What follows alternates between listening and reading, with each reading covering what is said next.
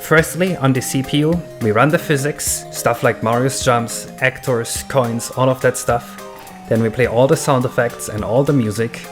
Then we build a graph for the render unit that tells the render unit where each object is positioned and where the animations are at. And then we wait for the render unit to be ready for the next frame, send the graph over, and restart the frame on the CPU. On the render unit, we simply wait for the CPU to send over the graph, and once we have it, we render the graph. Since the CPU and the render unit can run in parallel, I want to go over the first 3 frames on the game's boot up to make you understand how this interacts. So on the first frame, we run the physics first.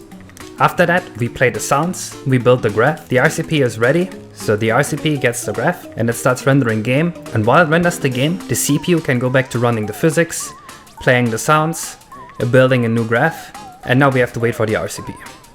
Handling it this way makes it so that they are almost always running in parallel. Usually the CPU is done a bit quicker, which means that the RCP has a monopoly on the RAM access, which makes the RCP run a bit faster. Since they often run in parallel with this architecture, you often have the issue that the renderer and the CPU share the same RAM bus. This leads to them permanently fighting over the same resources while they are running in parallel.